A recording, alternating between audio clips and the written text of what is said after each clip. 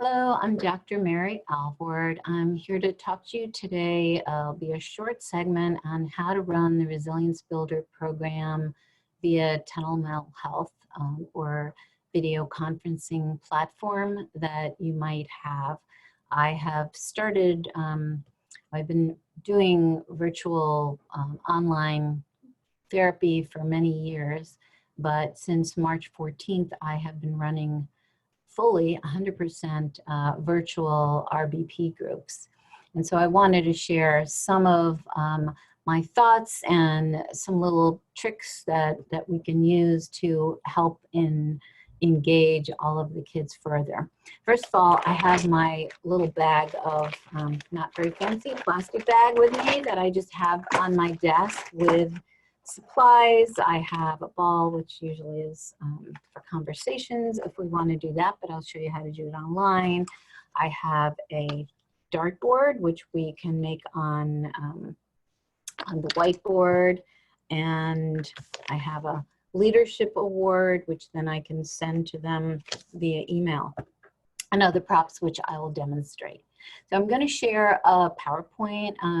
I'm in my office today, so I'll just say that I come here once a week to get things done. I'm the only one here. But when I'm at home, and I've been running the groups from home, I have a 4-panel screen that I put behind me so that there is not only the privacy, but there is just no distractions. So I'm going to share my screen, and this is actually, I use sharing the screen function frequently to both illustrate videos, recordings, pictures. It's really wonderful, as well as a whiteboard. So again, a Resilience Builder program. It is a published book by Research Press and co-authored with Bonnie Zucker and Judy Grados. I am a psychologist, direct Alvord Baker & Associates. I'm also a founder of a nonprofit, Resilience Across Borders, and we run Resilience Builder group programs in high poverty schools in the DC area. We've also been doing randomized controlled trials there, so we have a lot of data and support and have outcome data on the Resilience Builder beginning in 2009 from the practice. So just a disclosures, I do not have any stock in any telehealth product, unfortunately now. I am the co-author of the Resilience Builder program, as well as 2 CDs, which are also available digitally on relaxation and self-regulation for children and teens, and 1 for adults on relaxation and wellness. And then a book, which is a workbook called Conquer Negative Thinking for Teens with New Harbinger. So building resilience is, in my eyes, always critical and something that should just be done routinely from early in childhood. We understand a lot of the skills and the protective factors, which I'll go over a little bit, but I think it's imperative, but particularly now during the pandemic. And I think this is going to last a long time with transitions and just many uncertainties and many changes, that if we can build the resilience skills, we'll all be better off and have better mental wellness. I love this little quote. Robert Louis Stevenson obviously made this a long time ago, said, "Life isn't always a matter of holding good cards, but sometimes of playing a poor hand well." And so given our situation, there are many restrictions, many difficulties, but how can we make the best of it? So the protective factors, I published a paper with Judy Grados in 2005 where we outlined the protective factors. We categorized them into 6 domains. This is based fully on the 4, 5, 6 now decades of resilience literature. Really started with Emmy Werner, Sir Michael Rudder, and Norm Garmezy, and has continued. But for purposes of today, and I'm assuming that you have the book and are familiar with the curriculum, but you'll notice in the book, all of the sessions, we target different of the protective factors so that we really cover all the domains. Today I'm going to talk a lot about being proactive, taking initiative, not feeling like a victim, sort of the opposite of depression, feeling like you can do something rather than being helpless or hopeless, self-regulation and attachments and connections. And while we are physically distanced, it's critical that we be socially connected, and these kids are really missing those connections in school and with friends outside. We incorporate the parents or caregivers or guardians, whoever is in charge of the child. The community, we try to collaborate. Now there's online schooling, so when we need, we collaborate with the school. You actually may be in a school, and so collaborate with anyone else in the child's life that is significant. And then always focusing on, you know, what are the strengths? We all have weaknesses, but we all have a lot of strengths that we can develop even further. We also base this on our strategies on cognitive behavior therapy model, and make sure that the group members really understand throughout all of the lessons the connections between their thoughts, their emotions, their physiological responses, and then the actions that they take, or perhaps the avoidances. And so all of this is empirically supported and is the foundation for the strategies. So the structure of the RBP is 4 to 6 members. You can adapt that depending on your setting. Right now, for the youngest kids, we're actually doing dyads for some of the kindergarten, first grade children, because it's difficult to have a full group online. And so we're adapting. And what's wonderful about the RBP is that while it is a flexible curriculum and you can do it as a modular approach, there are also components that you want to have fidelity with and incorporate so that you're always using the evidence-based and the assignments, the practices, and the letters to the families to really reinforce all of the skills. Consider how many sessions you have, and also, you know, what length. It could be 30-minute, 45-minute, or 60-minute. You just have to adapt the program and the components to fit your needs. Each session, and we'll talk about it in more detail, includes really an interactive didactic. Even though we're teaching skills, it's not a lecture. It's very interactive and therefore more engaging to the kids, because we want to make it fun, but a learning experience. Do a lot of behavioral rehearsal, and we actually do some role playing on the virtual learning. Relaxation, I'll talk about that, but that is a key component. How do you self-regulate? How do you calm yourself down? And generalization being the assignments so that they generalize to all their environments, and then for the parent component, as well as a reward system, which is both praise and as well as a point system. And parents as active partners, parents get a weekly letter, so you just have to determine how you're going to get that to parents, either through the mail or via email when you're not in person. And then we have parents join once a month as in the curriculum, and happy to say that I have now had 4 group sessions, 4 different groups where I've incorporated parents the last 15 minutes of the group to review what we have learned, and kids talk about what they have learned, and then parents typically say something they have seen their child improve or focus on better, and it's actually worked very well virtually, much better than I expected.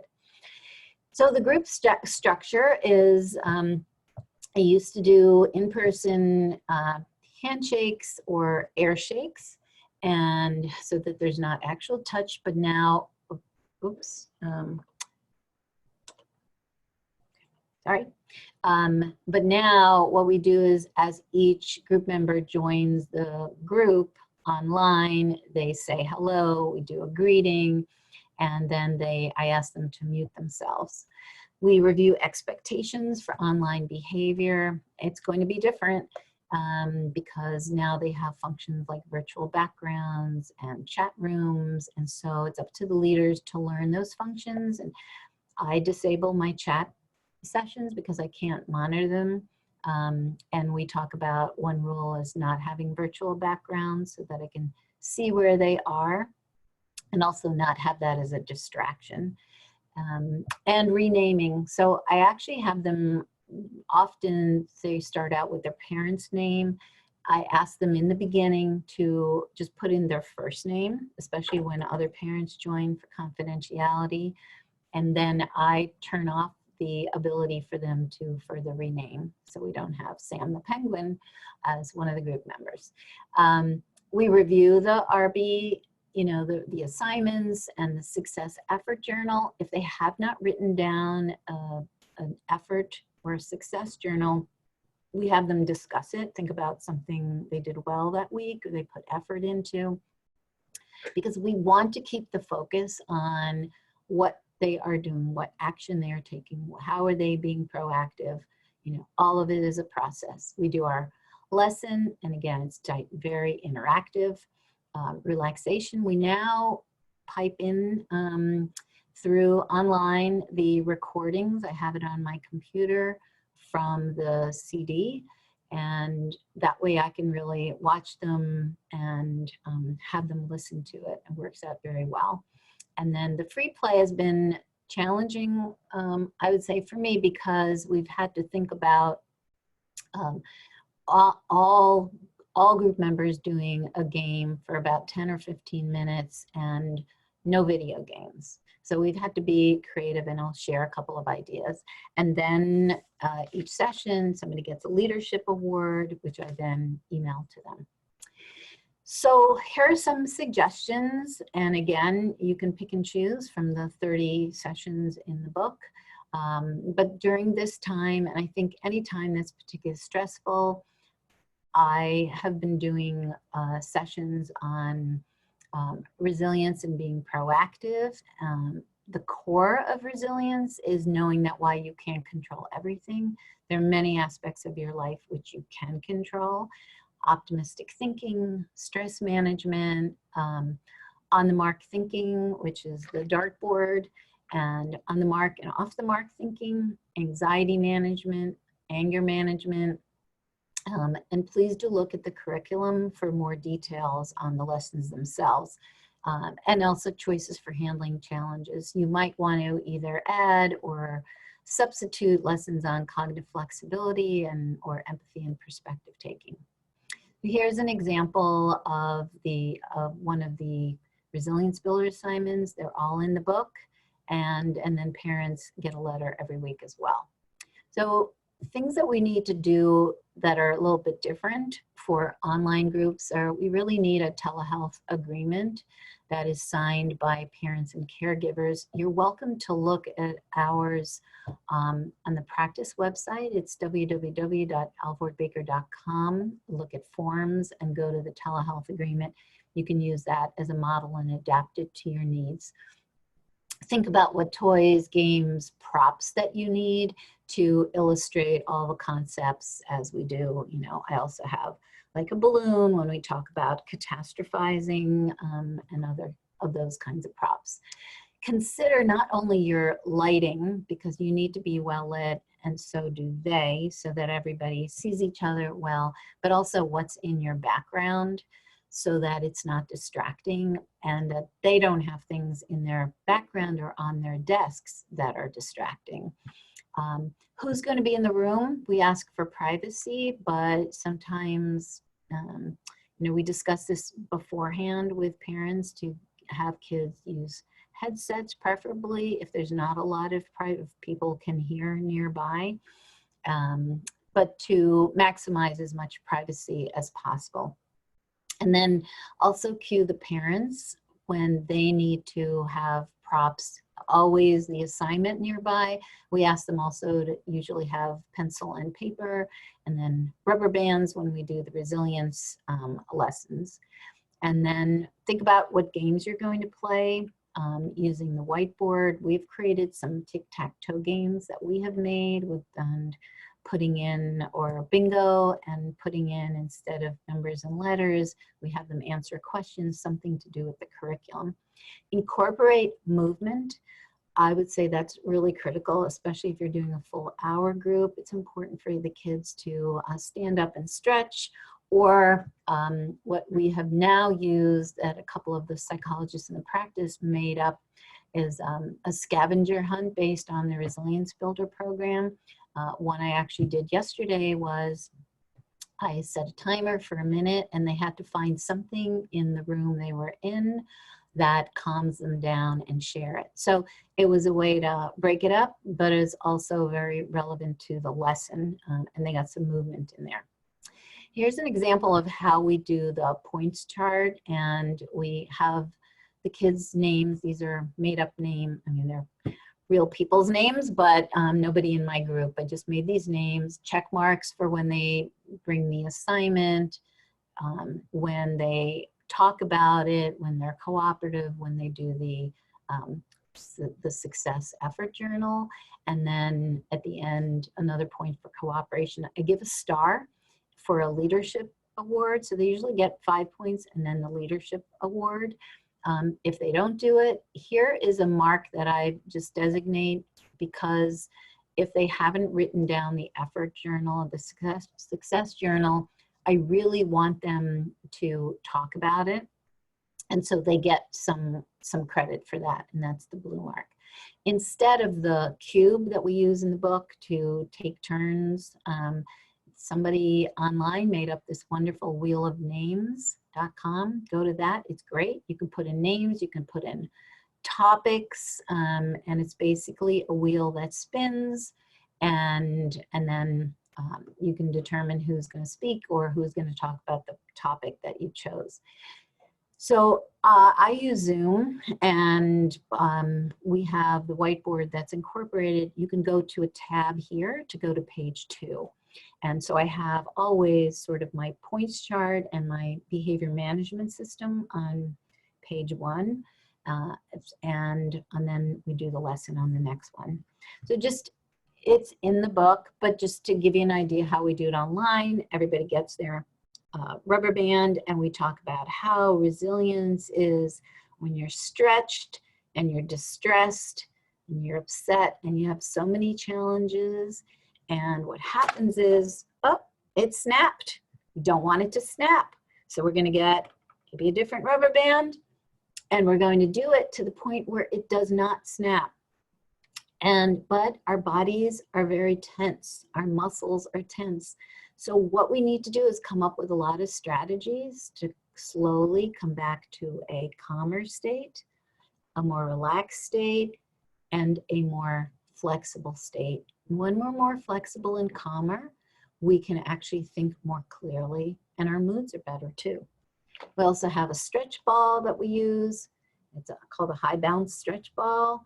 Same thing, it's fun. They don't have them at home, but you can demo it, roll it up, and then, can't show it here, but it actually bounces.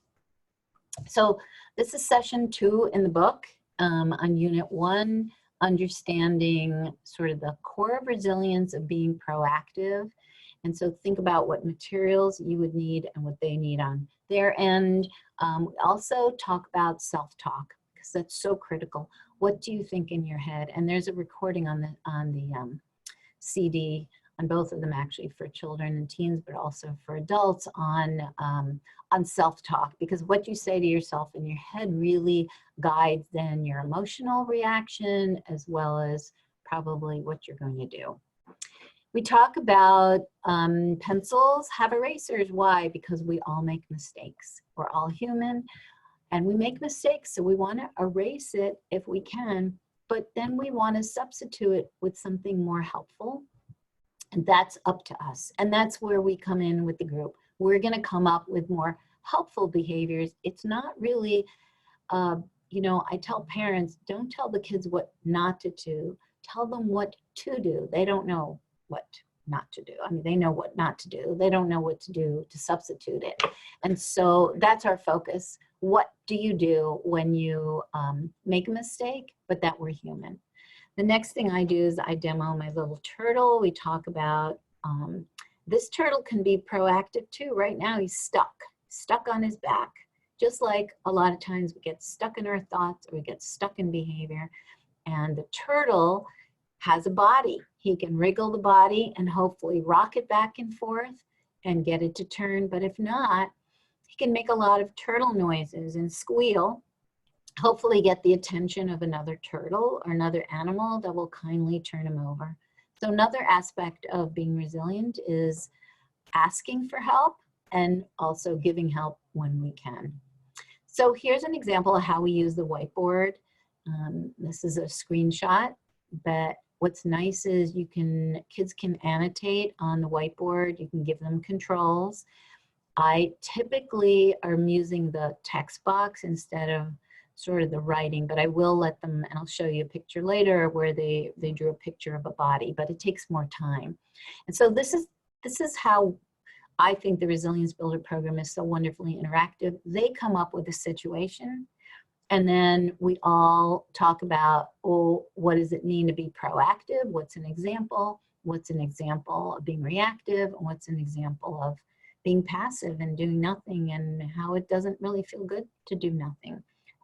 Sometimes you make a choice to do nothing, but that's an active choice.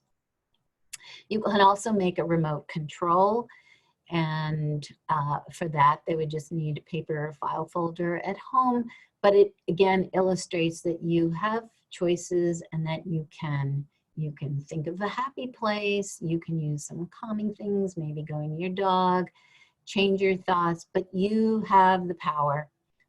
You can make those changes, and you can think different things and do different things.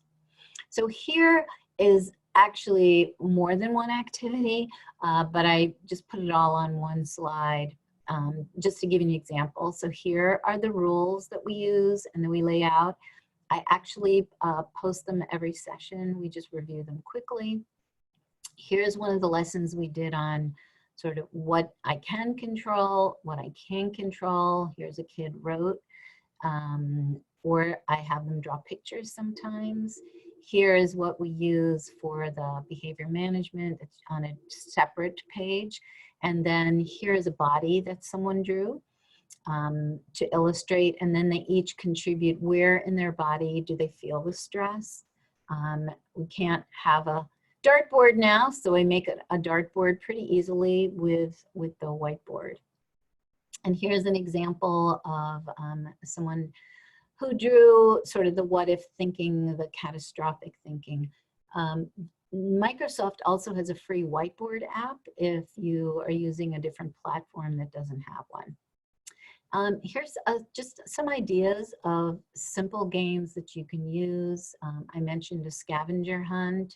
You can get card games. There are Scattergories is a fun one for a little bit older kids online. You can make avatars, and they have free avatar programs. And here's one that I made up, Build an Animal. So it's sort of a takeoff from Hangman, but a positive version where they actually build an animal or a robot or an avatar. And it's reinforced for actually getting things right instead of getting things wrong.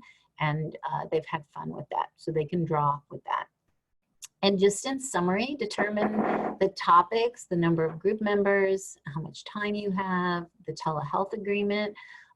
You really need that for emergency backups, as well as if you lose a connection so you can get hold of them.